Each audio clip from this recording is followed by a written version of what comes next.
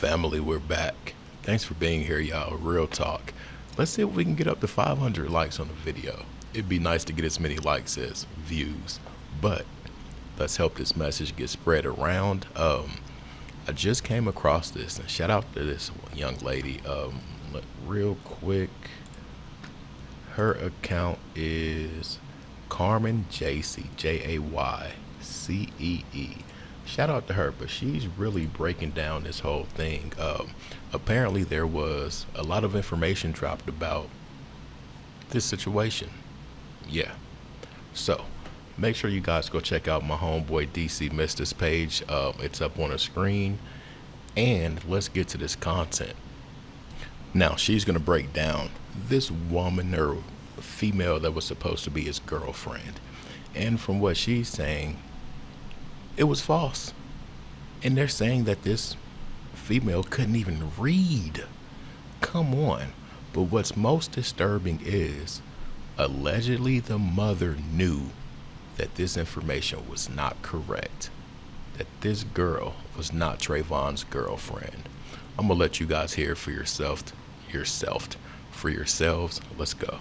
By now, we've exposed the media lies and emotional manipulation. But what happened behind the scenes in the courtroom, in the legal strategy, in the actual witness testimony, take this from tragedy to treacherous. Because this case wasn't just mishandled. This case, by all appearances, was a coordinated hoax.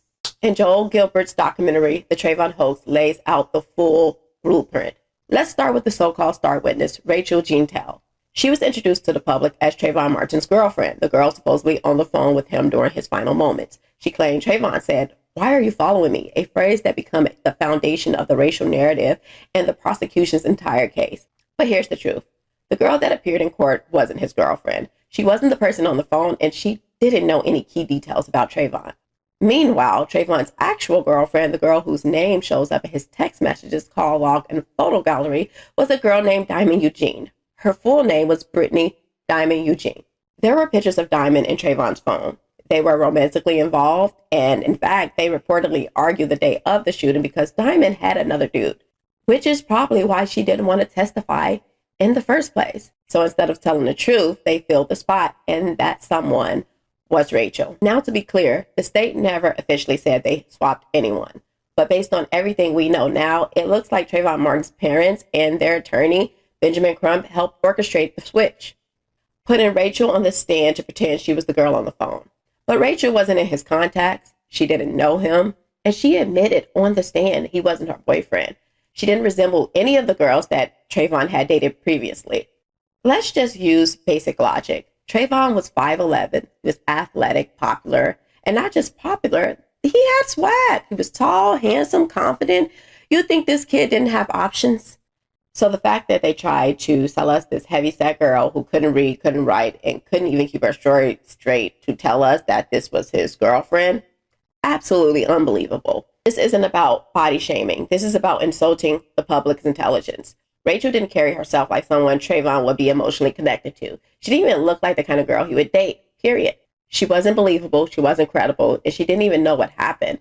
But the state put her on the stand anyway. And if that's not bad enough, Diamond Eugene, she's real. She exists. She's actually Rachel's half-sister. Rachel even confirmed her mom's last name is Eugene. So no, this isn't some conspiracy theory. Diamond Eugene is a real person, the real girlfriend, and she's alive and well. And how do we know that? Because Joel Gilbert, the documentary's filmmaker, actually found her. He tracked her down, he filmed her, he got her handwriting, and he showed us what the state refused to show us. The truth. This girl actually exists, and Trayvon's own photos and phone records prove it. So the fact that they would play in our face like this and put Rachel in the courtroom like she was the one on the phone, all while his mother, Sabrina, watches, is absolutely disgusting. The person that did this documentary, I wonder where they are right now. To reveal so much vital information that was hidden from the public, that can at times put you in a certain predicament that you might not want to be in, to say the least. But to go this far to manipulate the minds of the public with this false message, it really makes you look at a whole bunch of other things different. Now, No, I'm gonna leave it at that, Charlie Kirk. Let's get back to it. So what we're about to hear is allegedly the mother had a letter from Trayvon's girlfriend and they gave it to the fake girlfriend to read, but guess what? She couldn't. She says that she cannot read cursive. So if you can't read cursive, how can you write it? And it's a shame. Listen, cursive in itself. Keyword, curse. Let's go. And if you think these people didn't know what they were doing, you're absolutely crazy. Because here's the kicker. Trayvon's mom, Sabrina Fulton, held on to a written letter that was supposedly written by Trayvon's girlfriend for months and didn't hand it over to the police until almost a year later. And when they asked her why, she said, and I quote, "for sentimental reasons." When I tell you this letter had nothing sentimental in it, I mean it. It was totally just, this is what happened. Like it was evidence. It is disgusting. This letter supposedly described Trayvon's final moments and she just held on to it. Yeah, okay. But what made it worse is when they put Rachel on the stand, she couldn't even read the damn letter. Let's take a listen to her saying that herself. Take a listen. Are you able to read that copy well enough that you can tell us if it's in fact the same letter? No, Are you unable to read that at all? I don't understand. Curses. I don't read curses. The letter detailed everything Diamond said she heard, yet Sabrina kept the evidence secret for a year, tucked away in her Bible until just before the trial. Had you disclosed this to the state before yesterday? No, Did you discuss this with your attorney, the existence of this letter? I did not. Did you consider this letter significant? I consider that letter to be personal and sentimental. She admitted she didn't write it. She admitted her friend wrote it and she told her what to say. Now pause. This letter should have been thrown out immediately. The fact that the mother held it, the fact that she admitted to not writing it. Yeah, this is absolutely absurd that they actually even let this go through the court. This letter didn't just magically show up. It came through Trayvon's mom from her drawer and with no police oversight. But you want me to believe that this whole case was above board? Yeah, no. I ain't about to sit up here and lie, y'all. That's scary. This whole thing is scary. Just the links that they went through to paint a certain narrative. And how involved was the mother in this? Like, come on. Okay, it's bad enough you were not accountable for your child because this boy was doing all the gangster stuff under the sun. He knew about, listen, we'll just leave it at that. He was doing the most gangster stuff under the sun, allegedly. Copping burners, lean, Lord knows what else. Burglary tools, females, jewelry. Come on, man. But for the mother to get up here and fake a note, and little did they know the girl couldn't even read cursive. I don't know. But how did the court let this go through? How? How much did Zimmerman get paid because they painted this narrative on him? Was it worth it? Because your life's not the same. For the weak-minded people that believe this narrative, it could be dangerous for Zimmerman. Let's continue. Benjamin Crump even went as far as to say that the reason why the girl wouldn't testify is because that she was underage and that she didn't want to testify. And I'm going to show you a clip of him saying exactly that. Take a listen. Her testimony that's shown on these phone logs, she completely blows Zimmerman's absurd self-defense claim out of the water. Mr. Martin, on Sunday evening, he had called the young lady. And I had run for it. And then the man, and then he said he lost the Lord. They were dating. And then the man called, and then Trayvon said the man still was following him. You call it puppy love or whatever you want to call it. And Trayvon asked for Trayvon to run. And Trayvon said, they ain't gonna run like that. She is a minor child. He's gonna walk back on the back. Her parents does not in any way want to reveal her identity. She is a minor. To the phone shut off. And I had called him again and he had not answered the phone. We have all the evidence now. Interesting. Then why was there a 19-year-old girl at court?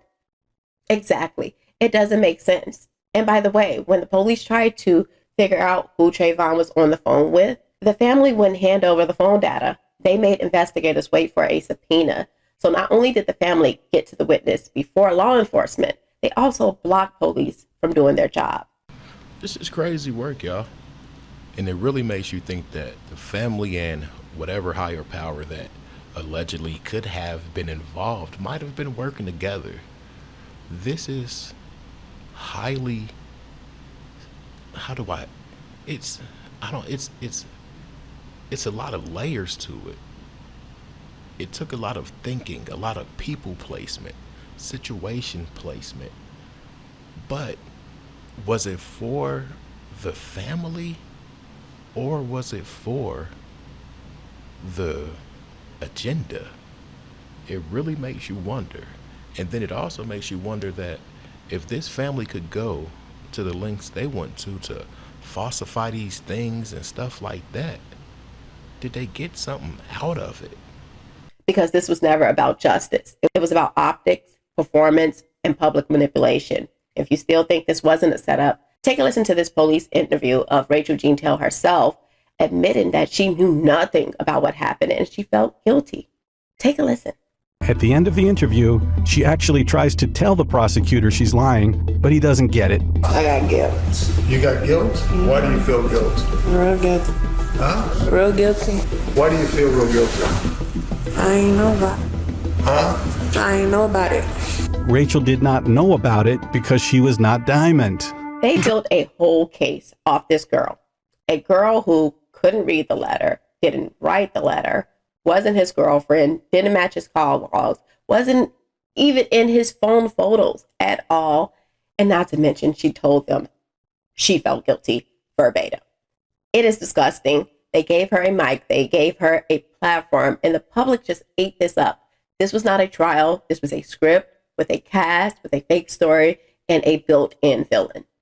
And the deception ran so deep that George Zimmerman actually filed a $100 million lawsuit against the Trayvon Martin family for witness fraud and defamation right after this documentary dropped in 2019. Now, yes, that documentary got dismissed, but don't get it twisted. The amount of people who had to be complicit for this hoax to hold is disgusting.